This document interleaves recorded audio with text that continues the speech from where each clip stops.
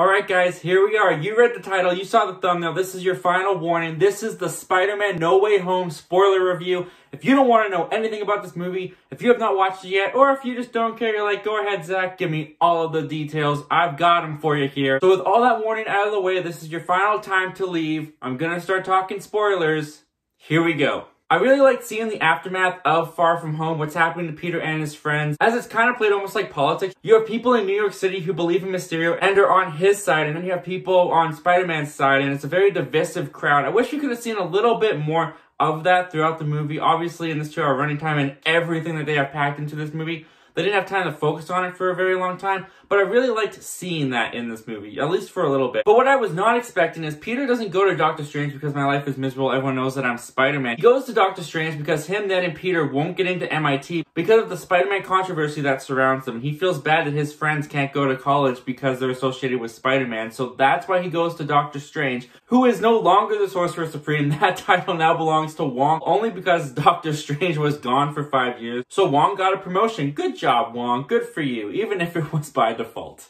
But yeah, I thought that was kind of strange that the only reason Peter went to Doctor Strange is because his friends couldn't get into college and he just wanted the world to forget that Peter Parker was Spider-Man so they could go to college. I guess you could see it as the final straw that broke the camel's back, so to say, because so much was piling up on Peter because of this reveal. And of course, they do the spell and Peter interrupts Doctor Strange and then the spell goes awry and everything messes up, and I really liked how Doctor Strange asked Peter if he tried to contact the school, and Peter said he had, and Doctor Strange was like, "You mean you had me mess with the multiverse before you even gave them a call?" And then it jump cuts to him slamming the door on Peter's face. That was really funny. Of course, the first introduction of the villains we get is from Doc Ock as Peter's on the bridge after trying to find the MIT teacher, and Doc Ock breaks onto the scene, and man, Alfred Molina, as soon as he came back onto the screen as Doc Ock in this bridge battle, he was seamlessly the Doc Ock from Spider-Man 2. He hadn't skipped a beat, and I loved when he came up and he's like, "Where's my machine, Peter?" And Peter's like, "Do I know you? I have no idea what you're talking about." But I love that fight on the bridge between Doc Ock and Spider-Man, and the way that Doc Ock holds on to Peter, and Peter transfers the nanotech onto Doc Ock's arm and then has control on Doc Ock. That was a really great twist. And he has Doc Ock wrapped up in his own tentacle. That was really funny. And then that's when Green Goblin comes in, throws that pumpkin bomb down, and Doc Ock's like, "Norman?" And I was confused at first. I'm like, Doc Ock knows that Green Goblin is Norman Osborn, but I totally never thought in the Raimi films, yeah, Dr. Octavius and Norman Osborn were both respected scientists in their field. Of course they would know about each other. And you get that interaction when all of the villains are trapped in the sanctum by Doctor Strange. And you get Doc Ock and Norman talking back and forth. That was really cool. I loved that scene where all the villains were in the sanctum after Spider-Man has gone out in his newly fitted his magic suit to capture Electro, which I'm really glad that magic suit was not in the movie very much at all. I think it was only in like one scene. I was worried that magic suit was going to be overused in this movie, but it wasn't. And so we get all the villains back into the sanctum, and that's when they all kind of interact, tell their backstories, and that's where they all figure out that their last memory is right before they died from Spider-Man, which, here's the plot holes that I'm kind of talking about in this movie that if you really think about don't make a lot of sense, because Doctor Strange said that the spell didn't just break up the multiverse and bring a bunch of random people in, it specifically brought in people who knew that Peter Parker was Spider-Man. So that absolutely makes sense for Doc Ock to be there, Green Goblin to be there, Sandman to be there, Lizard to be there.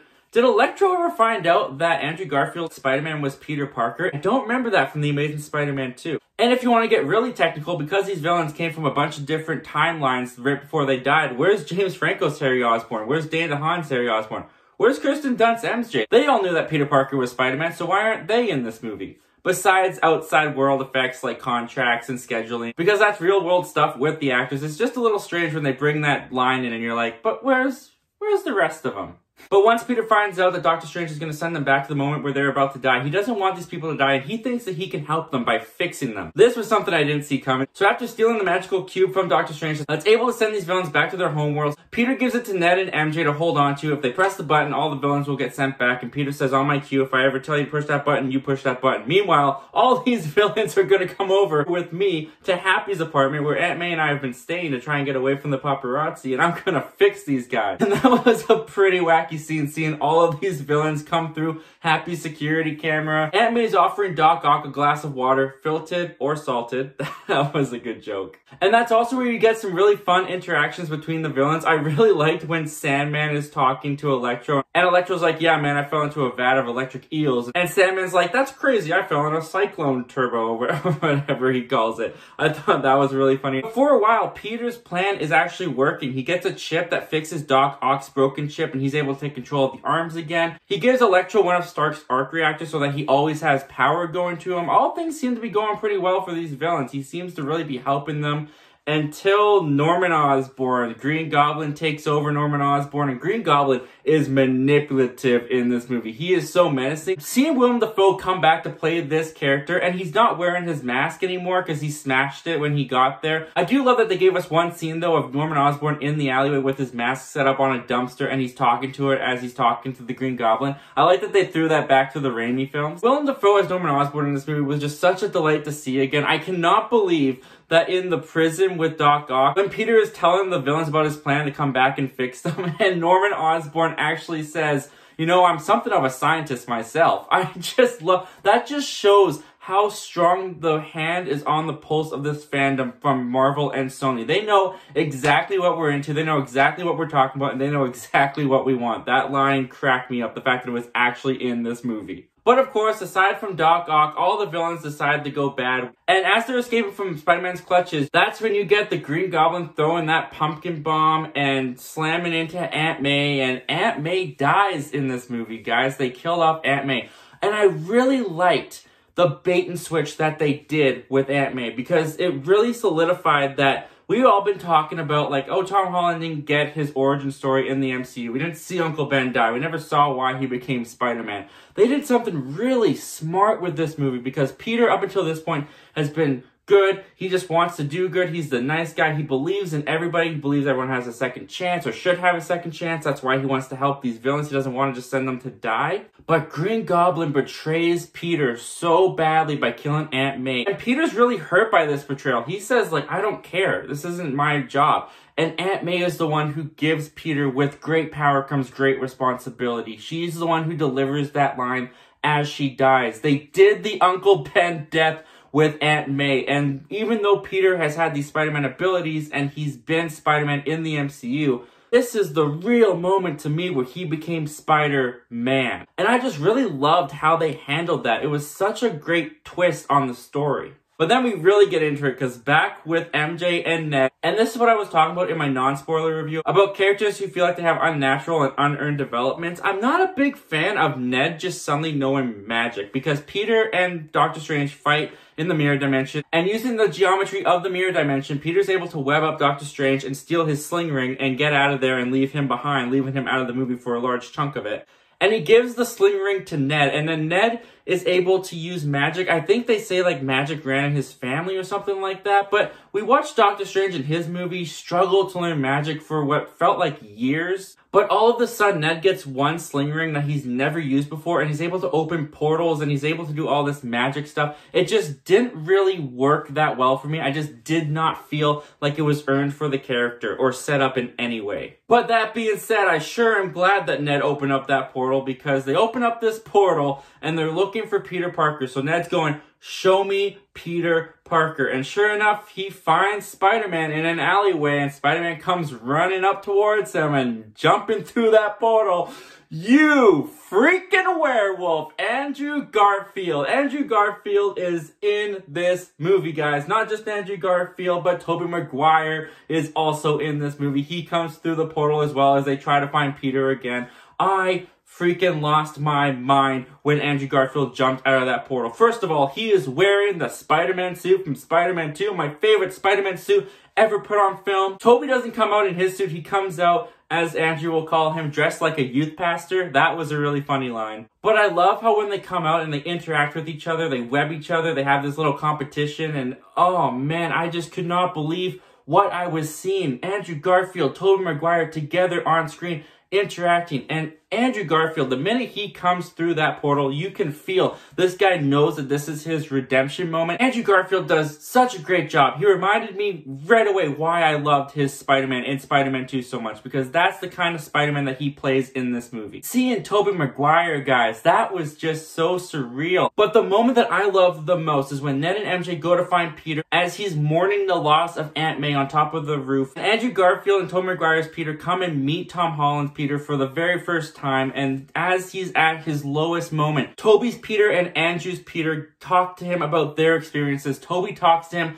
about when Uncle Ben died. He wanted nothing but vengeance for Uncle Ben's killer, and he got it, but it didn't make it better. And Andrew Garfield, man, he had me tearing up because he doesn't just recount what happens to Gwen. They actually give us a little insight as to what happened to this Peter further beyond Amazing Spider-Man 2. He says that at first he tried to be the Amazing Spider-Man that Gwen would have wanted him to be, but after a little while, he stopped pulling his punches. He got bitter. He got angry. And to see Andrew Garfield and Tobey Maguire and their characters and where they're at nowadays, and to see them in another Spider-Man movie, dude, I almost couldn't handle it. It was too much for me. And if I thought that that was too much for me, this third act battle, guys. Oh my goodness. I could not get enough of this thing. It was so freaking great. For a large majority of this final battle, they have Andrew Garfield and Tobey Maguire interacting with each other. I love the scene where Andrew Garfield and Tobey Maguire are waiting for the battle to start, and Tobey starts bending his back against the rail, and he's like, oh, bad back, man. Yeah,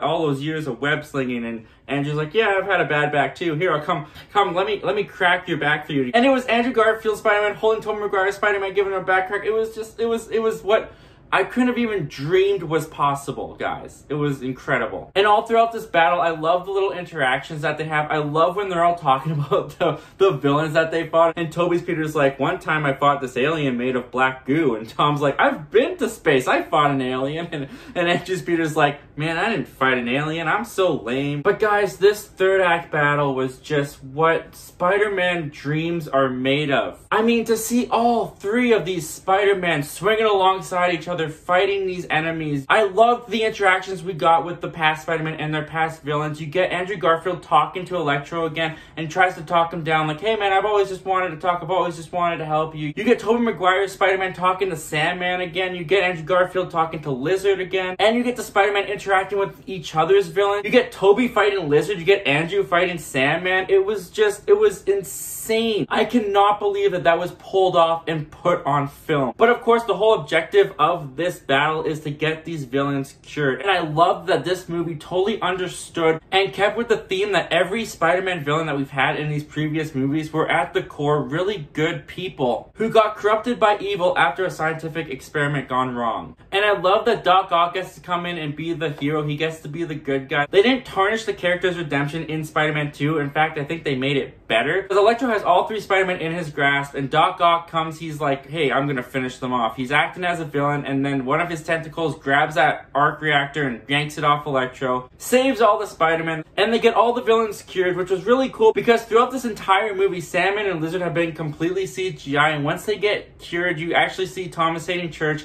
and Rhys Ifans as the characters, but you only get like a split second of them, but it was really cool to see them on screen. And then you get such a great reunion with Tobey Maguire and Alfred Molina. That was just incredible. When Alfred Molina looks at Tobey Maguire's Peter and is like, you're all grown up, like, how you doing? And Peter's just like, trying to do better, like, so good. And then you get Andrew Garfield Spider-Man talking with Electro, and Electro's like, I'm back to being a nobody. And Peter's like, you were never a nobody. And you get these resolutions that I never thought we'd ever get. But of course, not all the villains are cured, and the Green Goblin comes right back into the scene. And Doctor Strange has come back from the mirror dimension at this point. He's holding on to the cube that's about to send all the villains back. The Green Goblin throws one of his pumpkin bombs in there. The explosion happens, and MJ falls off the scaffolding of the Statue of Liberty. Tom Holland Spider-Man jumps down. He's just about to reach her. Green Goblin comes and swipes him out of the way. And this is it, guys. A lot of you guys called it. I didn't think it was going to happen. I thought he was just going to grab her, but nope.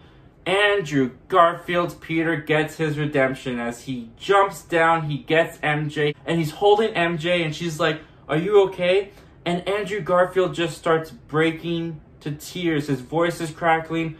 It was beautiful. Meanwhile, on the ground, Tom Holland and the Green Goblin are going at it. And I really like how this kind of paralleled the end of the first Spider-Man movie when Goblin's going relentless on Peter Parker. This time, Tom Holland's Peter Parker is just going relentless on the Green Goblin. And Tom Holland's fighting the Green Goblin with so much rage and anger for killing Aunt May. We have never seen Tom Holland's Peter fight like this before. Like, he is just pounding this guy in the face. I love the move where he like jumps over him and grabs his belt and does a spin and slams him into the ground. I know Norman Osborn has super strength from the Green Goblin serum, but there are some punches from this Spider-Man where I thought, this guy he should be dead. But Andrew's Peter and Tobey's Peter both see this happening from above, and Tom Holland has Green Goblin on the ground, and he grabs the glider, and he's just about to impale the Green Goblin when Tobey Maguire's Spider-Man jumps in front, grabs that glider, and saves Norman's life. This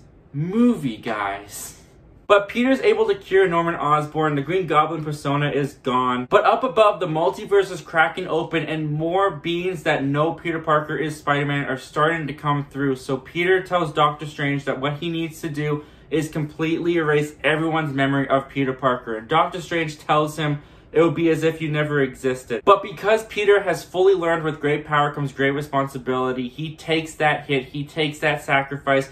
We get a really touching farewell to Ned and MJ from Peter as Tobey, Andrew, and all the other villains from the previous movie fade away back to their universes. And yeah, this movie ends with Doctor Strange completing the spell and no one in the world knows who Peter Parker is. It's as if he didn't exist.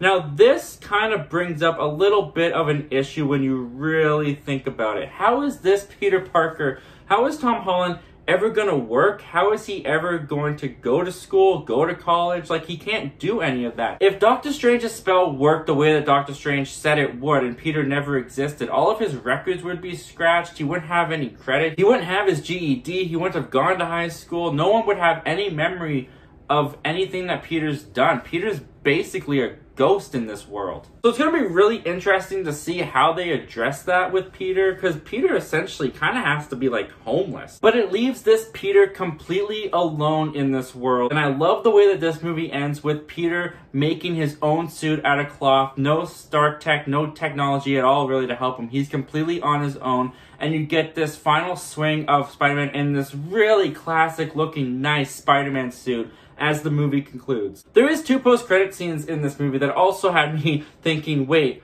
what? In the post-credit scene of Venom Let There Be Carnage, Tom Hardy's Eddie Brock and Venom gets transported into the MCU, seemingly by the effects of No Way Home, because in this post-credit scene, as Tom Hardy's Venom is talking to this guy at a bar, like, wait, so there's a Tin Man here and a guy who turns green and you guys fought this alien with magical stones, basically getting the story of the MCU.